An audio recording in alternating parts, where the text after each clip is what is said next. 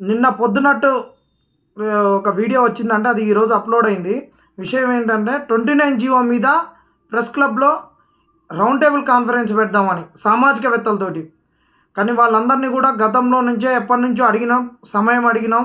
వాళ్ళందరూ కూడా ఏంటంటే 27కు జడ్జిమెంట్ ఉంది, మనకు కోర్టు హియరింగ్ ఉంది కాబట్టి ఈ 29 జీవో మీద అందులో చాలా కేసులు కూడా ఆ రోజే ఉన్నాయి కాబట్టి 29 జీవోతో పాటు రాంగ్ క్వశ్చన్స్ మీద 29 జీవో మీద ఇద్దరు ఉన్నారు, రెండు కేసులు ఉన్నాయి, రాంగ్ క్వశ్చన్స్ మీద 2 ఉన్నాయి.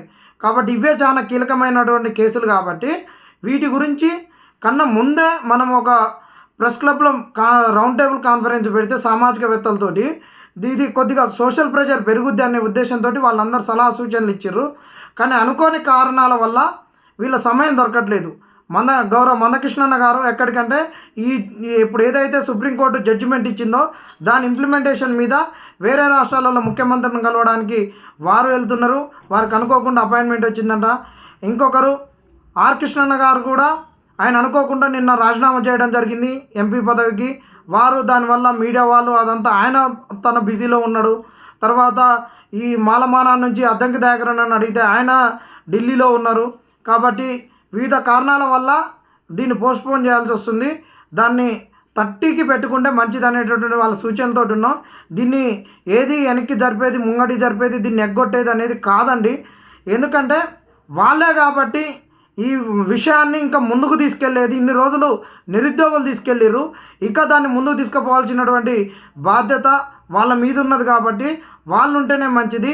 ఇక 30 తర్వాత ఇంకా కొంతమంది దొరికినా దొరకకపోయినా దాన్ని తీసుకొని పోవాలి. వాళ్ళు లేకపోయినా వాళ్ళ ప్రతినిధులను పంపిస్తామని చెప్పారు. వాళ్ళే వస్తే మంచిదని మనం అనుకున్నాము. ఎందుకంటే వాళ్ళు పెద్దోళ్ళు కాబట్టి వాళ్ళు ఉంటే ఆ సభకు ఒక గౌరవం ఉంటుంది, దానివల్ల ప్రెషర్ పెరుగుద్ది కాబట్టి వాళ్ళే అనుకున్నాం. అనుకోని కారణాల వల్ల వాళ్ళు అందుబాటులో లేనందువల్ల దీన్ని పోస్ట్పోన్ చేయాల్సి వస్తుంది. ఇది ఖచ్చితంగా 30 వరకు 30కి పెడదాం అనుకుంటున్నాం.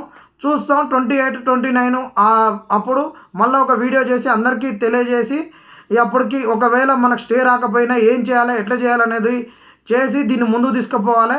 నాకైతే ఒక స్టే వస్తుందని అయితే ఒక గట్టి నమ్మకమే ఉంది. ఎందుకంటే జరుగుతున్నటువంటి పరిణామాలను చూస్తే వచ్చినా కానీ 29 జీవో అనేటటువంటి ఉండొద్దు. అక్టోబర్లో ఇంకో నోటిఫికేషన్ ఉంది కాబట్టి అన్ని పరిస్థితులను దృష్టిలో పెట్టుకొని ఈ ప్రోగ్రామ్ ముందుకు తీసుకొని పోతున్నాం. ఎందుకంటే వాళ్ళు 29 జీవోకు గత ప్రభుత్వం అఫిడవిట్ అంటే 55 జీవోకు సపోర్ట్గా ఇచ్చింది. ఇప్పుడు వీళ్ళు 29 జీవోకి ఈరోజు అఫిడవిట్ సబ్మిట్ చేసిర్రు. కాబట్టి ఇవన్నీ కూడా ఉండవు. నిన్న గౌరవ సుధీర్ గారు అడ్వకేట్ కూడా ఏమన్నారంటే మీరు సోలిసిటర్ జనరల్ ఆఫ్ ఇండియాని తెచ్చుకున్నా కానీ ఇక్కడ ఏది ఉండదు, మీరు భూకంపం వచ్చినా కానీ అప్పుడే మీరు కౌంటర్ తోటి రమ్మని చెప్పారు. కాబట్టి ఖచ్చితంగా మాకు ఉన్నటువంటి నమ్మకం ఏంటంటే వాళ్ళు ఇక్కడ ఏజీలు కానీ ఇంకా పక్క రాష్ట్రాల నుంచి కానీ ఇంకా సుప్రీంకోర్టు నుండి కానీ తెచ్చుకొని, ఎందుకంటే ఇది అధర్మమైనటువంటిది. ఈ అధర్మాన్ని ఎవరు వచ్చినా కానీ దాన్ని ధర్మం చేయలేరు. మురికి నీళ్ళని తీసుకొని పోయి శంకులో పోస్తాయన్న తీర్థం అయితే కావు కదా. ఈ అన్యాయాన్ని వాళ్ళు ఎంతమందిని తీసుకొచ్చినా న్యాయం చేయలేరు. కాబట్టి ఖచ్చితంగా ఇది గ్రూప్ 1 నిరుద్యోగులకే ఫేవర్గా వచ్చేటటువంటి అవకాశం ఉంది. ఖచ్చితంగా మనం గెలుస్తాం, ఆ భరోసాతో ఉండండి.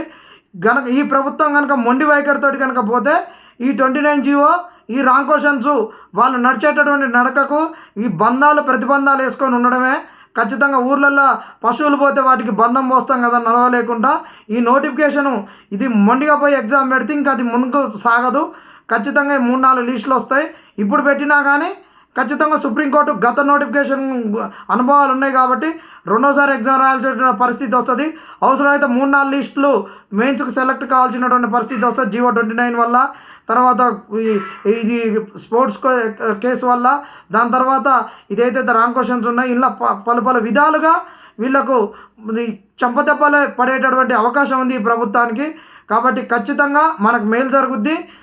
చేయబోయేటటువంటి కార్యక్రమాన్ని మీకు అందరికి కూడా ముందుగా ఒక రోజు ముందుగానే తెలియపరుస్తాం.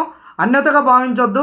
మన అధిరథ మహారథులు, ఈ కుల పెద్దలు, ఈ కుల నాయకులు, ఈ సామాజిక ఉద్యమాన్ని ముందుకు తీసుకుపోయేటటువంటి వాళ్ళు వీళ్ళు లేకపోవడం వల్లనే, వీళ్ళ సమయం దొరకకపోవడం వల్లనే దీన్ని కొద్దిగా డిలే చేయడం జరుగుతుంది. కాబట్టి దీన్ని దృష్టిలో పెట్టుకొని అందరూ సహకరించాలని అందరినీ వేడుకోవడం జరుగుతుంది.